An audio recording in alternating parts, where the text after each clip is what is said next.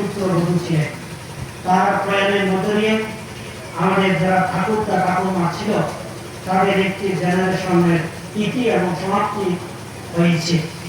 এর মধ্য দিয়ে ভগবান বুদ্ধের এটাই বাস্তব প্রমাণিত হয়, বুদ্ধের প্রথম ধর্ম দেশনা ধর্ম সত্য সূত্রে ইয়ান কিঞ্চি সমুদায়ান ধামান সাভান্তান নিরুতান ধামান্তি, অর্থাৎ সেই ভিক্ষু ভিক্ষুণীগণ পৃথিবী যার উৎপত্তি হয় তার বিনাশ হয়, যার জন্ম হয় তার মৃত্যু হয়, যার শুরু হয় তার শেষ হয়, যার সূচনা হয় তার ব্যবহৃতা হয়। এটার মধ্যে দিয়ে এটাই প্রমাণ হয়েছে পৃথিবীর সবকিছু ক্ষণস্থায়ী, সবকিছু অস্থায়ী, সবকিছু কমিতে অধীন। প্রিয় জাতিগণ, এই পরিবারের সেই পূর্বপুরুষের যারা ছিলেন তারাও প্রয়াণের মধ্যে দিয়ে আমাদেরকে শিক্ষা দিয়ে গেছেন এই পৃথিবীর সমস্ত কিছু ক্ষণস্থায়ী এবং অনিত্য দুঃখ অনাত্মার অধীন। সেই প্রয়াত পরামর্শ বড়ুয়া থেকে শুরু করে এই পরিবারের যারা তাদের উত্তরসূরি ছিলেন, সেই উত্তরসূরির কনিষ্ঠ সন্তান যে 4 পুত্রের মধ্যে যারা ছিল আজল ঘটক বা শীতল যে মহারাজ, এই মহারাজের যে পুত্রগণ ছিলেন তার 6 পুত্রের মধ্যে সর্বশেষ পুত্র এই বীরেন্দ্র বড়ুয়া, তিনিও বছর 3 আগে তার মৃত্যুর মধ্য দিয়ে তাদের বাইরের বংশ একটি সমাপ্তি করেছেন।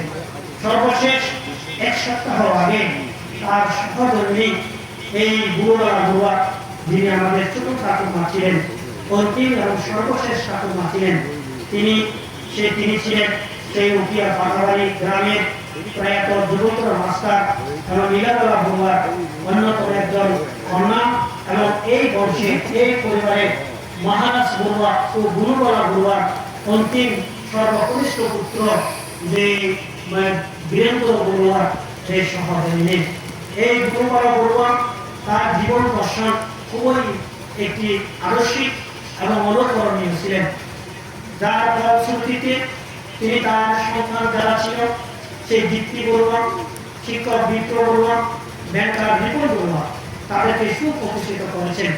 গত স্মৃতিচারণে মাস্টার বাবা বিপ্র কাকা তিনি আবেগ আপ্লুত হয়ে বলেছিলেন, আমার এসএসসি তখন মেট্রিকুলেশন ছিল, এই মেট্রিকুলেশন পাশের জন্য আমার মার অনেক স্বপ্ন ছিল, তিনি তার আশা পূর্ণ করবার জন্য আমাকে শুধু 1 বার নয় 2 বার নয় 3 বার মেট্রিকুলেশন পরীক্ষা দিয়ে আমার মার আশা পূর্ণ হওয়ার জন্য আমাকে সচেতন এবং প্রচেষ্টা করে আমাকে আজকে এতটুকু আশার পিছনে মার অবদান অনস্বীকার্য।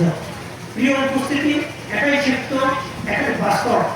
যে সংসারে, যে পরিবারে যে মা যত বেশি সচেতন, যে মা যত বেশি শিক্ষিত, যে মা যত বেশি চরিত্রের উন্নত, যে মা যত বেশি ধার্মিক, সেই পরিবারের সন্তানরা তত বেশি জ্ঞানী হয়, তত বেশি শিক্ষিত হয়, তত বেশি প্রতিষ্ঠিত হয়।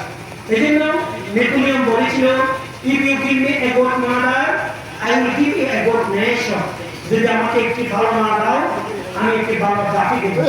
গুরুবলা বড়ুয়া ঠাকুরমা একজন ভালো মা ছিলেন বলে তার সন্তানরা প্রতিষ্ঠিত হয়েছে। আমার আরো অনেক ঠাকুরদা ছিল, তারা কিন্তু তাদের সন্তানকে নিজের অবস্থান থেকে প্রচেষ্টা করলেও তাদের আমার পিতা, আমার কাকা বা আমার যেটা আরো অনেক ছিল যারা ছিলেন তাদেরকে সেভাবে সুশিক্ষিত লেখাপড়ায় একাডেমিক শিক্ষায় এত বেশি এগিয়ে নিয়ে আসতে পারেনি। আমাদের সর্বশেষ ঠাকুরমা সেই গুরুবলা বড়ুয়া, তিনি জ্ঞানসেন বাসের একজন ছাত্রী ছিলেন, তার পারিবারিক সূত্রে তিনি একজন ধার্মিক ছিলেন, যার ফলশ্রুতিতে তার পুত্রদেরকে তিনি লেখাপড়া করিয়েছেন। এই জন্য প্রতিটি পরিবার, বিশেষ করে আমরা যারা মাইনরিটি, আমরা যারা সংখ্যালঘু, আমাদের কতটুকু সম্পদ আছে সেটা বড় কথা নয়। খুব মা বাবা কত বেশি চারিত্রিক এবং ধার্মিক বা সুশিক্ষিত এটার উপর নির্ভর করবে আমাদের ভবিষ্যৎ। মানুষের বিশাল সুখী হওয়ার জন্য, প্রতিষ্ঠিত হওয়ার জন্য, সন্তানদেরকে যে প্রতিষ্ঠিত করবার জন্য বিশাল সম্পদের দরকার নেই।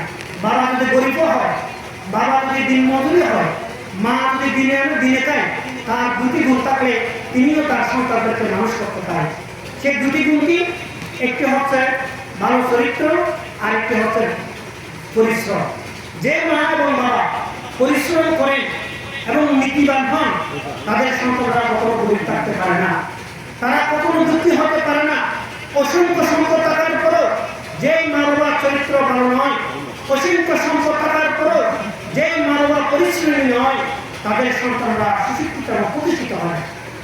তাদের সন্তানরা প্রতিষ্ঠিত হয় যারা গরিব হয়েও যে মা বাবা পরিশ্রমী এবং সৎ, এই দুটো গুণ যে মা বাবা আছে তাদের সন্তানকে তারা মানুষ করতে পারে। তা আমি মনে করি যে ঠাকুরমা বুনুবালা বড়ুয়া পরিশ্রমী ছিলেন এবং সৎ ছিলেন। তার এই দুটি গুণের কারণে তার সন্তানদেরকে লেখাপড়ায় শিক্ষিত করেছেন। এই জন্য সেই বুনুবালা বড়ুয়া শুধু একজন এই পরিবারের শাশুড়ি নয়, এই পরিবারের ঠাকুরমা নয়, আমাদের একটি দৃষ্টান্ত, আমাদের একটি উদাহরণ, আমাদের একটি অনুকরণীয়, যার শিক্ষা থেকে আমাদের যারা তাদের পুত্রবধূ আছে, আমার মা ঠাকুমা জেঠিমারা আছে, তারা সেই শাসনে তাদের বুনুবালা বড়ুয়া ভিত্তির মা থেকে সেই শিক্ষাটা দিতে পারেন। অথবা তারা যারা নাতিবধূ আছে, আমার যারা জ্যাঠা ভাই কাকাতো ভাইয়ের বউরা আছে, তাদেরও জন্য এই বুনুবালা বড়ুয়া একজন দৃষ্টান্ত, একটি উদাহরণ, একজন অনুকরণশীল। কারণ তিনি তার ধর্মিকতা দিয়ে, তিনি তার চরিত্র দিয়ে, তিনি তার শ্রম দিয়ে, তিনি তার প্রচেষ্টা দিয়ে তার সন্তানদেরকে যেমন শিক্ষিত করেছেন, তার নাতিবধূ পুত্রবধূ তারাও চাইলে সেই উদাহরণ গ্রহণ করে সেই দৃষ্টান্ত থেকে নিজেদের ছেলে মেয়ে বা নিজেদের সংসারকে সেভাবে প্রতিষ্ঠিত করতে পারেন। মাননীয় ব্যক্তিসংঘ সুপ্রিয় জ্ঞাতিগণ, এই ঠাকুরমা তার আগে যখন ঠাকুরদা বীরেন্দ্র বড়ুয়া মারা গিয়েছিলেন তখনও এখানে কীর্তনের ব্যবস্থা হয়েছিল। অনুরূপভাবে ঠাকুরমা বুনুবালা বড়ুয়া শেষ আশা করেছিলেন তার মৃত্যুর পরবর্তী যেন একটু কীর্তনের, ধর্মীয় কীর্তনের ব্যবস্থা করা।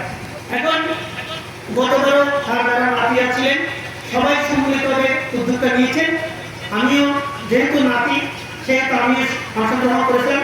এবারও রুজন, বিভু, মাহি, লাকাল, আবু বা বুনুদা সহ সকলে উদ্যোগ নিয়েছেন, যেহেতু ঠাকুরমা আশা করেছিলেন তার মৃত্যুর পর ধর্মীয় কীর্তন দেওয়ার জন্য।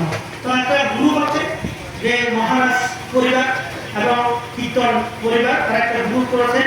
সেই গ্রুপে যারা নাতিরা আছে দেশে বিদেশে, আমেরিকা, অস্ট্রেলিয়া, জাপান, কোরিয়া, ইউরোপে, ফ্রান্সে বা ওমান, দুবাইতে সমস্ত দেশে বিদেশে নাতিদেরকে এক করে গতকালকে যে একটা সুন্দর কীর্তনের ব্যবস্থা করেছেন। বাংলাদেশের বিশিষ্ট কীর্তনীয় বিচার দত্ত হৃদয় বড়ুয়াদেরকে এনে যে ধর্মীয় কীর্তনের ব্যবস্থা করেছেন, আমি দেখলাম গ্রুপে প্রায় 70,000 টাকার মতো নাতিদের থেকে উঠে গেছে। তাহলে এই টাকা দিয়ে তাদের ঠাকুরমার জন্য কীর্তনের ব্যবস্থা করেছেন। এখানে একটা শুধু ঠাকুরমার প্রতি তাদের ভালোবাসা শ্রদ্ধা নয়, এটার মধ্যে দিয়ে একটা পরিবারের একতাও বহিঃপ্রকাশ হয়েছে। কয় পরিবারে এরকম যে নাতি, এতগুলো নাতি মিলে এরকম করে, এটা একটা দৃষ্টান্ত। আমি কেন বলছি এটা অনুকরণ করার জন্য, যে প্রায় 60-70 জন নাতি আছেন, এতগুলো নাতি একত্রিতভাবে তারা যে এরকম একটা সুন্দর উদ্যোগ দিয়েছেন বা ব্যবস্থা করেছেন, এটা করেছেন, এটা শেষ, কিন্তু এর মধ্য দিয়ে পরস্পরের যোগাযোগ, আন্তরিকতা, আড্ডা, অধিকার, একে অপরের সাথে হৃদ্যতা, এটার মধ্যে পরস্পর আমরা যে এক রক্ত, আমরা যে পরস্পরের ভাই, আমরা যে একে অপরের কাকাতো জ্যাঠাতো ভাই, এটার একটা বহিঃপ্রকাশ হয়েছে। এটাই তো সমাজের সার্থকতা। আমরা প্রতিনিয়ত সাংগান বন্দামি, সাংগান সরাসরি বলি, কিন্তু সেটার প্রকৃত আমরা জানি না। সাংগান বন্দামি কি, সাংগান সরাসরি কি, শুধু মুখচুমুখ হয়ে আমরা বলে থাকি, সম্বোধনও করি, কিন্তু প্রকৃত যেখানে একতা নাই, যেখানে ইউনিটি নাই, যেখানে সংবিধান নাই, যেখানে পরস্পর ভ্রাতৃত্ববোধ নাই, সেখানে সাংগান বন্ধনের কোনো সার্থকতা নাই, সাংগান সরাসরির কোনো মূল্যায়ন নাই। এমনি মুখের থেকে বলা যাবে কি, কিন্তু প্রকৃত বুদ্ধের যে উদ্দেশ্যে সংঘের প্রতিষ্ঠা, পৃথিবীর যত প্রকার সংঘ আছে, জাতিসংঘ বলুন, পৃথিবীর ইউনেস্কো বলুন, মহিলা সংঘ বলুন, পৃথিবীর সবচেয়ে আদি এবং সবচেয়ে উন্নত সমৃদ্ধ সংঘ হচ্ছে 2500 বছর আগের ভগবান বুদ্ধের ভিক্ষু সংঘ। এই ভিক্ষু সংঘের প্রতিষ্ঠা দিয়ে পৃথিবীর সমস্ত সংঘ সৃষ্টি হয়েছিলেন। বুদ্ধের আগে কেউ সংঘ সৃষ্টি করেনি। এই জাতিসংঘের সৃষ্টিও এই ভগবান বুদ্ধের সংঘ সৃষ্টির মধ্য দিয়ে, কারণ এই সংঘ সৃষ্টির মধ্য দিয়ে একটি একতার বার্তা তিনি মানুষের কাছে পৌঁছে দিয়েছিলেন। ভগবান গৌতম বুদ্ধ তার দীর্ঘজ্ঞানে চিন্তা করেছিলেন অতীতে যে সমস্ত সম্মুখ গত হয়েছেন তারা কিভাবে নিজের জ্ঞানকে সাধারণ মানুষের কাছে পৌঁছে দিয়েছিলেন। বুদ্ধের একার পক্ষে সম্ভব নয়, প্রথমে সংঘ সৃষ্টি করেছিলেন। এই সংঘকে সারাটা বিক্ষাবে সারিদান বাহুদানা হিতায়া বাহুদানা সকায়া বলে সংঘকে নির্দেশ দিয়ে বুদ্ধের ধর্ম সূর্যোদয়ের দেশ জাপান থেকে সূর্য অস্তের দেশ নরওয়ে পর্যন্ত পৌঁছে দিয়েছেন। আর এটাই সত্য, পৃথিবীর যেই প্রান্তে যায় সেই প্রান্তেই বিস্তারিত হয় বুদ্ধাং শরণাগচ্ছামি, ধম্মাং শরণাগচ্ছামি, সংঘং শাসামি। একমাত্র অবদান বুদ্ধের প্রতিষ্ঠিত সঙ্গে এই মৃত্যু সংগ্রায় তাদের বুদ্ধের দ্বারক বাহক হয়ে সূর্যোদয়ের দেশ জাপান থেকে পৃথিবীর